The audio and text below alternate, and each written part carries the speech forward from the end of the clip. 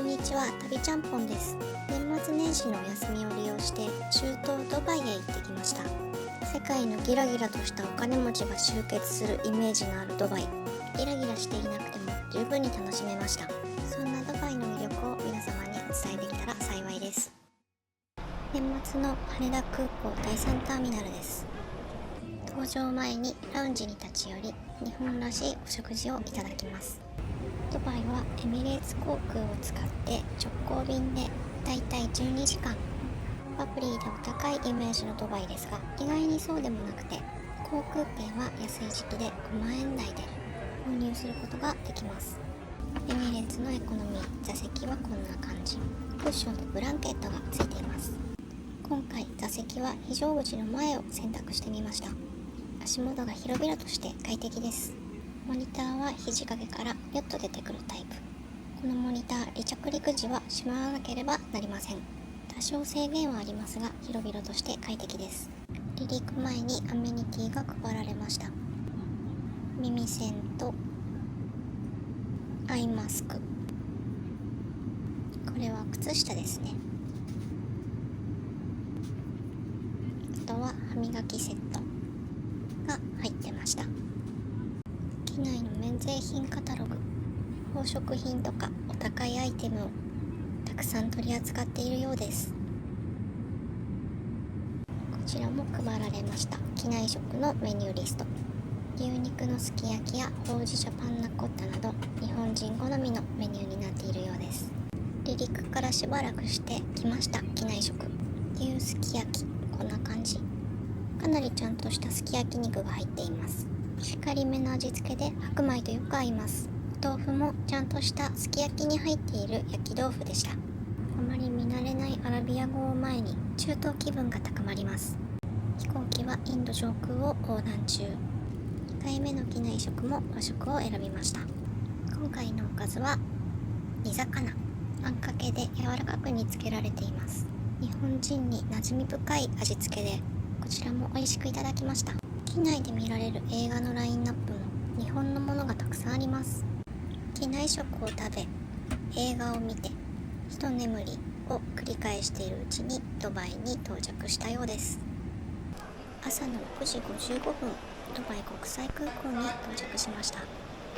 国際線旅客数世界一の巨大空港です。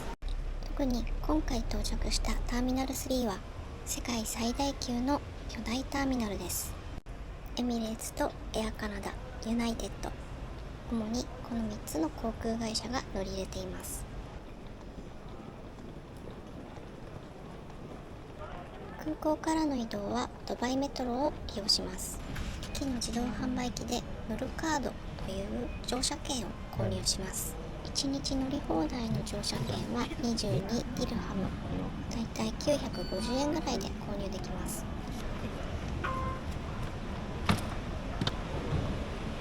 ドバイのエスカレーターは右に立つタイプです。電車の中、とても混雑していました。ちょうど通勤時間帯だったようです。本日宿泊するホテルの最寄り駅に到着しました。ブルジュマン駅は世界の美しい地下鉄駅として有名な場所です。地上に出てみるとこんな感じ。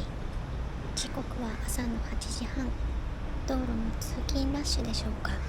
車がびっしり並んでいます。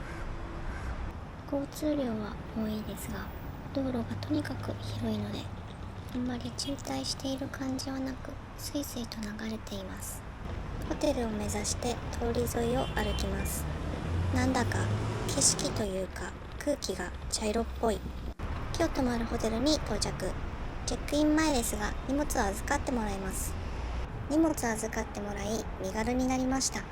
ドバイを電車移動する場合はかなり混んでいるので、スーツケースなどの大きな荷物は早めに預けてしまった方がいいと思います。ほんと、日本の都心の電車並みに混んでいました。ドバイモールまでやってきました。ドバイモールは駅と直結していますが、駅からモールまで徒歩で20分弱距離があります。結構歩くので注意。まだ10時前ということもあり、人もまばらです。なんか全体的にキラキラしています。開店前のルイ・ヴィトン。私には縁のないお店です。ハイブランドのお店の向かいもハイブランドです。ドバイモールの外に出ました。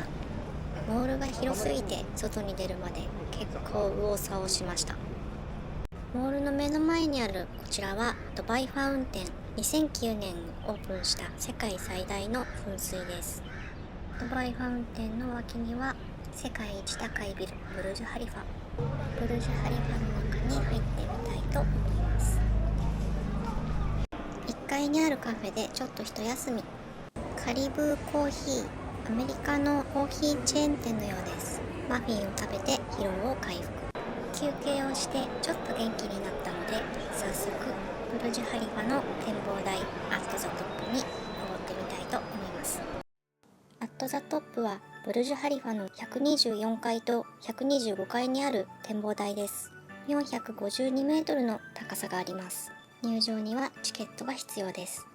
チケットは日本から事前に購入することが可能です。基本料金で行けるのは124、125階までですが、チケットは細かくランク分けされていて、148階まで行けるもの、152階から154階まで行けるもの、それぞれ価格帯の分かれたチケットが販売されています。なお、チケットで登れる最上階は154階、高さ585メートルです。展望台に登る高速エレベーターに乗るために長い行列に並びます。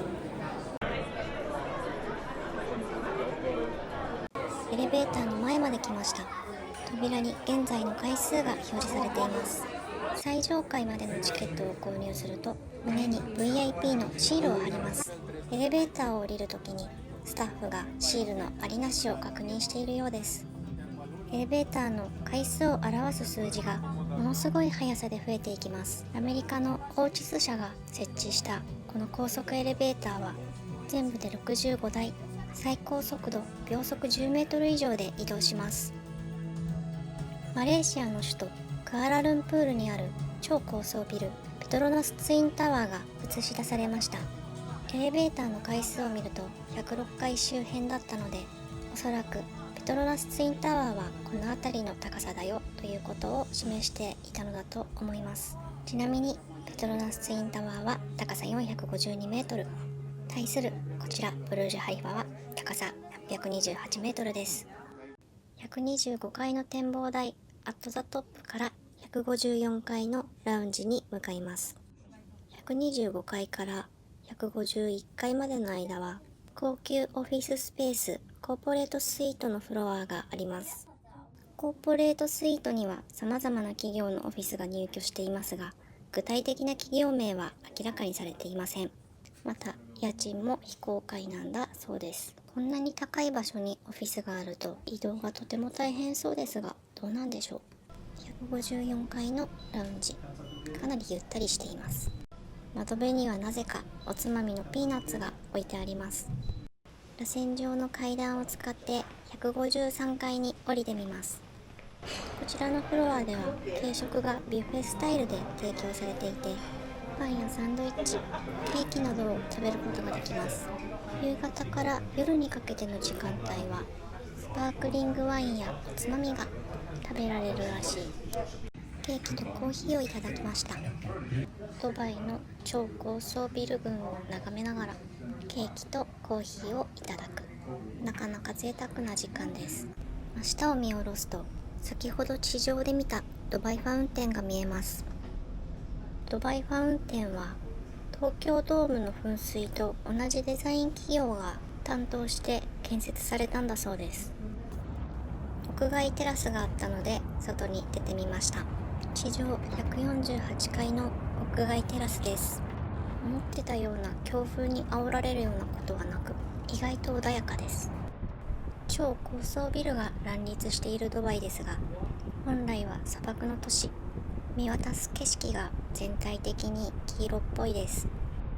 右側には低層の建物が広がっています。高層ビル街から大きな道を隔てて、街の様子がはっきりと違っています。これらのエリアには伝統的なアラブの建物が多く、ドバイの歴史を感じることができます。こんなにも派手に発展した都市ドバイですが、街の中心から車でわずか30分ほどで砂漠地帯に行くことができます。ドバイは日本の埼玉県と同じぐらいの広さで、その面積の9割以上が砂漠なんだそうです。地上から見る街並み、黄色いなぁと思ってましたが、上から見てもやっぱり黄色っぽいですね。砂漠の街ならではの景色ということでしょうか。遠くの方はもやもやっとしてよく見えないです。ドバイ滞在中は喉や鼻がムズムズしましたが、日本から鼻うがいの容器を持参して毎日鼻と喉の奥を洗浄するようにしていました。展望台から降りてきました。下の階のお土産屋さんに立ち寄ります。ラクダのミルクチョコレートが売っていました。31ディルハム、1300円ぐらいです。金ピカのラクダのチョコレートボックスは3500円。やっぱちょっと高い。ブルジュハリファの並びにあるドバイモールのファストフードファイブガイズに来ました。ファイブガイズはアメリカに本社を置くハンバーガーチェーン。日本未上陸ですが、今後東京にも出店される予定です。注文したものが来ました。レタスやトマトなど15種類の無料のトッピングができるようなのですが、なんかケチャップしかトッピングされませんでした。この内容で149ディルハム、6300円近くのお値段です。日本ではもっと安く買えるといいなと思いました。さて、食事を済ませたのでドバイモールの中を散策してみようと思います。ドバイモールの中にはなんと水族館があります。世界一大きな水槽があることで有名なこの水族館、大人気のようで入場の長い行列ができています。ただ水槽の中は水族館に入らなくてもお金を払わずに無料で見られるようになっています。この世界最大級の規模を誇るドバイモール、地球上で最も訪問者の多い建物で、2023年には1億500万人の来場者を迎えたそうです。なお、現在世界で一番大きなショッピングモールはイランにあるイランモール。2018年に開業しています。ドバイメトロでホテルの最寄り駅まで戻ってきました。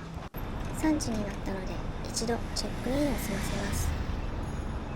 今回予約したホテルはパークレジスクリスキンホテル。ドバイメトロのブルジュマン駅から徒歩8分ほどにあるホテルです。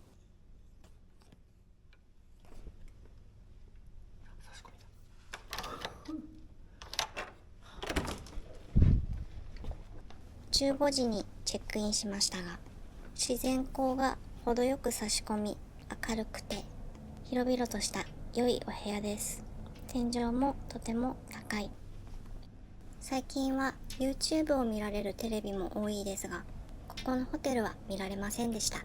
窓からの眺め、ベランダはなく窓は少ししか開きません。他の部屋タイプもベランダはなさそうでした。右手の方角にドバイフレームが見えます。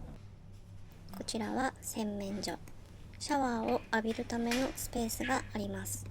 シャワーヘッドは固定なので、洗った体を流すのには少し使いにくそうです。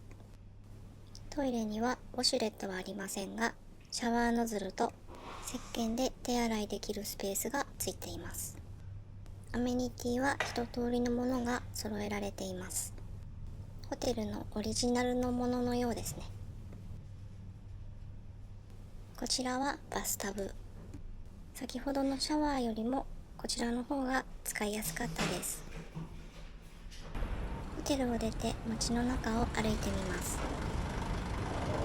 ホテルから徒歩5分ぐらいの距離にブルジュマンモールというショッピングモールがあります。ブルジュハリファ周辺と比べると小さいモールではありますが、1階には大きいカルフールもあり、混雑もしていないのでとても利用しやすいです。こちらおそらくセール中の表記なのですが、何もわからないですね。上の階には結構大きめなフードコートもあります。ここを訪れたのは6時前だったのですが、まだ開店準備中のようで、どこのお店もかなり空いていました。のんびり過ごせそうな雰囲気です。特に欲しいものはありませんが、カルフールに来てみました。チョコレートのコーナーに来ました。最近ドバイチョコレートというチョコが日本や韓国で流行っているので見に来たのですが、売ってないようです。結局カルフールでは何も買わずスターバックスに来ました。少し下を見るとエビアンが売っています。10ディルハム422円です。高い。ハラシャワルマというシャワルマのファストフード店に来ました。看板メニューのシャワルマはチキン、ビーフの2種類。シャワルマ以外にもいろいろなメニューがありそうですが、一元さんにはちょっと分かりませんでした。2種類のシャワルマとフレッシュジュースを注文してみました。レモンミントジュース。レモネードに新鮮なミントの風味がガツンと効いています。まずはチキンシャワルマをいただいてみます。あっさりめのケバブのようです。ビーフシャワルマは380円。チキンと比べるともそもそとした食感、ちょっと好き嫌いが分かれそうです。思っていたよりも安く晩ご飯を済ませることができました。次の日、今日は朝からバスのツアーに参加します。宿泊は朝食なしのプランだったので朝ごはんを食べに行きます。時刻は朝の7時半。ホテル周辺のレストランはまだオープンしていないようです。こうして見渡すと飲食店の周辺でもゴミが落ちておらず、比較的綺麗です。ドバイはイスラム教がメインの国。基本的にお酒を飲まないので酔っ払いが道を汚すこともありません。観光客向けのレストランやホテル以外では基本的にお酒を飲むことが禁止されています。なのでこうしていくつか通りにあるレストランはどこのお店も飲み物はソフトドリンクのみです。飲食店がまだあまりオープンしていなかったので、昨日の夜に行ったショッピングモールに来てみました。ファストフードチェーンジョリビーに来てみました。ジョリビーはフィリピン発祥のファストフードチェーン店。朝ごはんセットっぽいものを頼みました。朝食セットとドリンクが2つで約1352円でした。レトルトっぽいビーフハンバーグとガーリックライスにフライドエッグとウインナー。公式サイトのメニューと見比べるとやけに質素に見えますが、こういうのでいいんだよという感じのメニューです。アイスコーヒーはお砂糖とミルクがたっぷり入っています。見た目通りパンチの効いた甘さ。カフェインは少なめ。食事を終え、ホテルの前で待っているとツアーのお迎えの車が来たのでそちらに乗って移動します。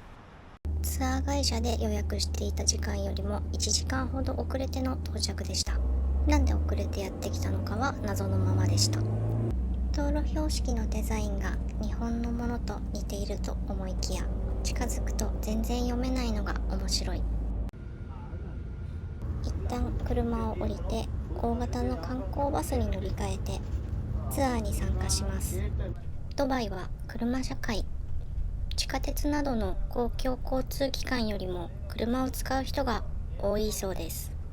幹線道路では常に新しいインフラ開発が進められていて、最大で14車線ある広い道路や最新の交通システムが導入されています。砂漠地帯のドバイですが、道路に砂が積もりにくいように定期的な清掃が行われているんだそうです。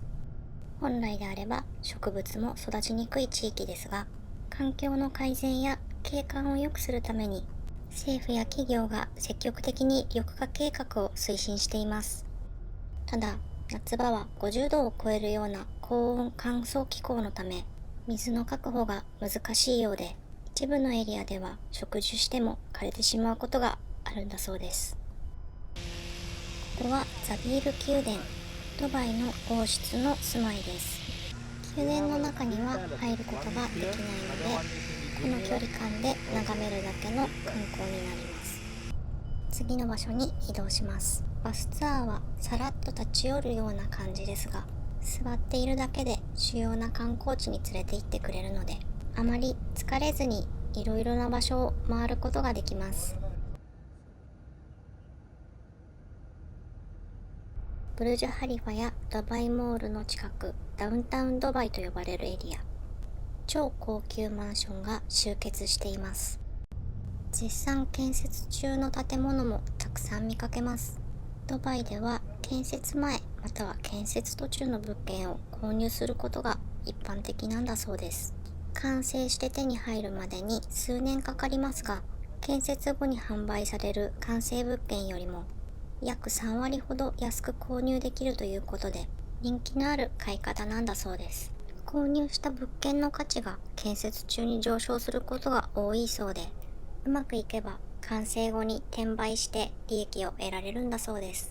しばらくバスで移動すると、いかにも別荘地というような景色が見えてきました。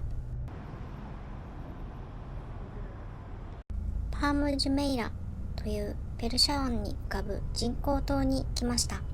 車で移動しているときは人工の島という感じはしませんが、アプリで見てみるとこんな感じ。島全体がヤシの木のような形をしています。高級別荘地として開発されたパームジュメイラ。観光施設の建設が進めば、数年以内に世界一のリゾート地になるとして宣伝されています。ジュメイラビーチに来ました。人工の砂浜です。作られた砂浜なので高波が来ることもなく、家族で来ても安心して泳げます。このドバイのビーチ、AI を搭載した水中ドローンを使用して海の中のゴミを検知し回収しているんだそうです。すごい。ツアーが終わって解散したので、お昼ご飯を食べに行きます。デイラシティセンター、ドバイメトロの駅が目の前にある便利なショッピングモールです。日本でもおなじみデニーズがあったので、ここでご飯を食べることにしました。メニューはドバイというよりもアメリカンなラインナップ。アプリから QR コードを読み取って注文をするので、急がずにのんびりと注文を決めることができます。注文したのはコブサラダ、1900円です。高いね。シャワルマのお店でも注文したミントのレモネード、生のミントが効いています。こちらはシャクシュカ、北アフリカを中心とする中近東でよく食べられる料理なんだそうです。トルティーヤに巻いていただきます。さすがデニーズといった安定感のある美味しさ。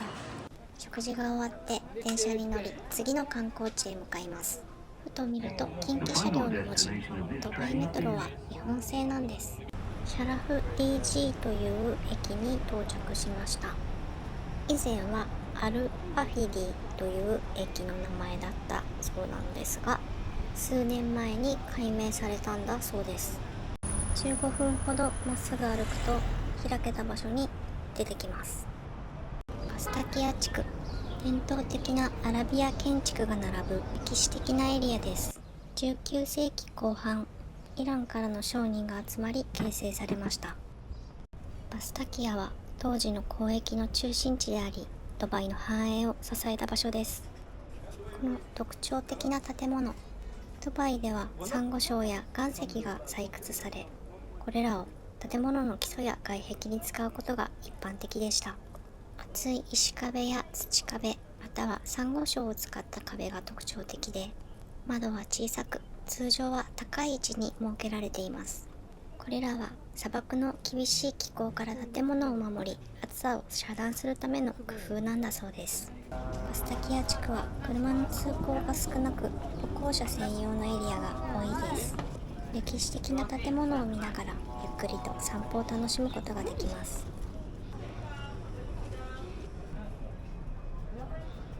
ちょっとした小道を覗くのも雰囲気があって楽しいです。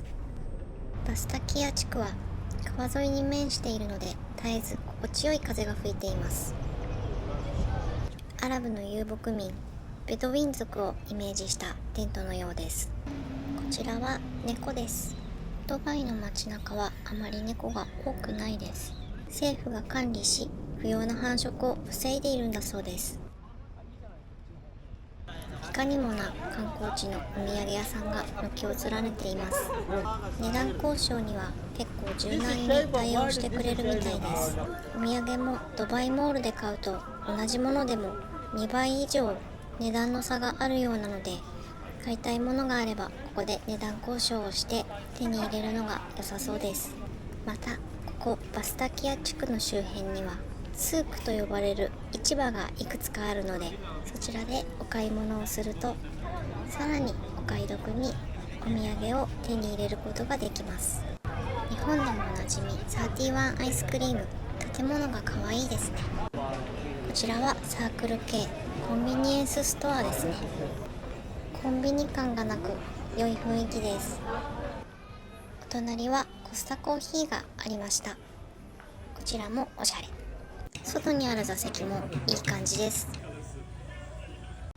屋外席では伝統的な音楽を聴きながらドバイクリークの景色を眺めつつ美味しいコーヒーをいただくことができます。ドバイというとギラギラピカピカしたイメージがありますが、ここバスタキアはドバイで最も古い景色を残している地区なんです。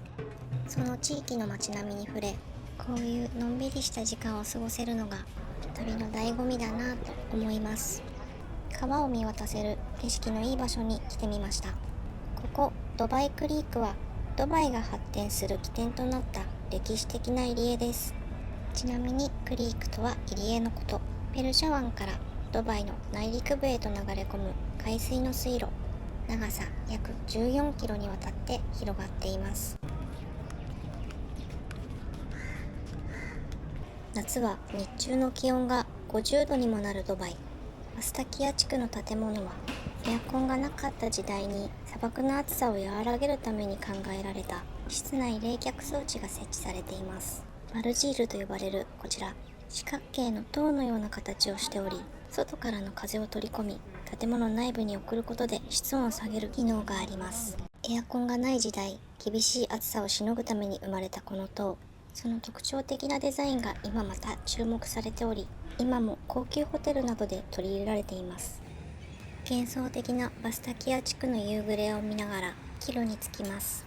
ドバイクリークに沿って飛ぶ鳥の群れ、カモメなど数種類の水鳥がこの場所に生息しています。こちらはラクダバーガーが看板メニューのレストラン。美味しいのかな。バスタキア地区から最寄り駅までの道のりはインド人街のようで、ドバイ在住のインド人がここに多く暮らしています。インド料理のお店やヒンドゥー教の寺院が他のエリアと比べて多いようです。ドバイ在住の人種はインド人が最も多く、人口の4分の1以上を占めています。対する UAE 人は総人口の約1割、ドバイの人口のほとんどが外国人で構成されています。ドバイメトロを乗り継ぎ宿泊しているエリアに戻ってきました。ホテルに戻ってしばらく仮眠をとっていたのですが、外から聞こえる花火の音で飛び起きました。この日は12月31日。ドバイの大晦日は豪華な花火ショーが開催されることで有名で、この花火を見るために毎年多くの観光客が訪れるんだそうです。こちらは今回は行かなかったドバイフレームの花火。ドバイフレームはブルジュ・ハリファなどの有名観光地よりも混雑しないため、大晦日のドバイで比較的ゆっくり花火を鑑賞できる穴場スポットとなっているそうです。とはいえ、どこのエリアもよく見える場所で花火を鑑賞するには有料の観覧チケットを購入する必要があり、ブルジュ・ハリファ周辺では大人1人当たり1万円以上、ドバイフレームであれば大人は2000円程度の入場料で座席を確保し花火を楽しむことができます。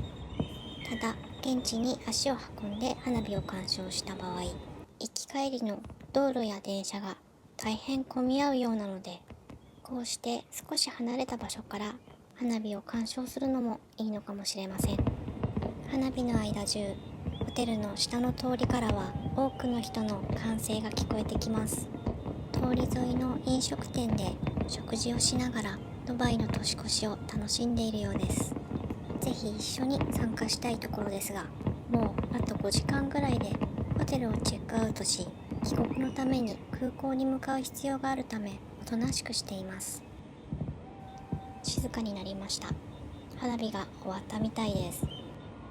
さて、早朝にチェックアウトをし、午前5時のドバイ国際空港第3ターミナルに到着しました。空港までは事前に日本で手配したタクシーを利用して向かいました。空港の売店、早朝なせいか全然お客さんがいません。売っているお菓子はだいたい800円ぐらいの金額から購入できるようです。思っていたより高くない。もっと1000円とか超えてくるかと身構えていました。袋のポテトチップスなどになると200円ちょっとで購入できるようなので、買いたくなったら比較的気軽に購入できそうです。ちなみにこのプリングルスは12ディルハム487円ぐらいでした。出国後、電車を使ってコンコースを移動します。出国の手続きはスムーズでしたが、とても大きな空港なので移動に時間がかかります。ドバイの高級チョコレートアルナスマ、ラクダのミルクで作られています。こちらは中東のフルーツデーツ、量り売りで購入できるようです。売られているジュース類は日本人にもおなじみのラインナップ。出発までの間、プライオリティパスで利用できるマルハバラウンジでちょっと一休み。食べ物の種類は豊富にあり、ちゃんとした食事をとることができます。パンやサンドイッチ、デザートなどもあり、生野菜を取れるサラダバーがありました。お皿に盛るとこんな感じ。チョコレートケーキ、なんかすごいスパイスが効いてました。時間になったので出発です。飛行機は後ろのドアからダイレクトに乗るタイプ。この乗り方、天気が悪かったらなかなか最悪ですね。座席は50列あるうちの49列目、後ろから2番目を予約しました。日中のフライトで窓際なので、帰りながら外の景色をたくさん楽しめそうです。東京からドバイに来る時の飛行時間は約12時間でしたが、帰りは9時間なので少し気が楽です。さて、離陸。遠く窓の向こうに高層ビルがいくつか見えます。ここ第3ターミナルはほぼエミレーツ専用なので、エミレーツの飛行機しか見当たらないですね。第3ターミナルは A、B、C3 つのコンコースに分かれていて、A と B はファーストクラス、ビジネスクラス、コンコース C はエコノミークラスの乗客が主に利用するようになっています。この潔いまでの階級分けがドバイの特徴のように思います。さて、離陸してすぐ砂漠の街らしい景色が見えてきました。とにかくやっぱり全体的に茶色いですね。茶色い建物の間を縫ってきれいに舗装された現代的な道路が敷かれているのが印象的です。密集しているように見えた住宅地も飛行機が進むにつれて更地のエリアがいくつか見えるようになってきました。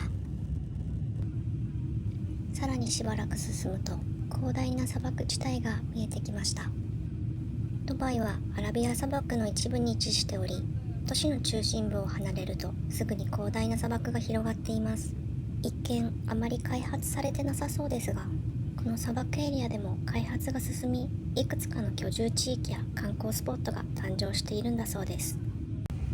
飛行機でするゲームの定番2048をひたすらにやっていると機内食がやってきました。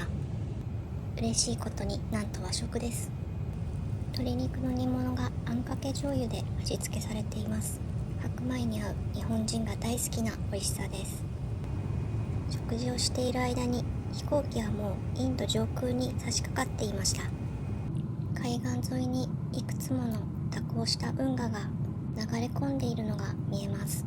大自然が作り出した芸術、いつまでも見ていられます。四角いプールのようなものが見えます。貯水池なのでしょうか。緑のない整備された平地、不思議な場所です。こうして窓の外の景色に思いを馳せていると、2度目の食事がやってきました。今度は洋食、ポテトフライとチキンのソテー。和食ほどテンションは上がりませんが、しっかり美味しいです。あまりお腹が空いてないけど頑張って食べます。着陸態勢に入り、外を見ると、そこはもう東京湾。東京はすっかり夜。時刻は10時30分です。到着して飛行機を降ります。飛行機を降りるこの瞬間、帰ってきたなぁという気持ちになります。今回初めて訪れたドバイでしたが、ラグジュアリーと古い歴史ある街並みが共存している面白い砂漠都市でした。ご視聴いただきありがとうございました。よろしければいいね、チャンネル登録、コメントをお願いいたします。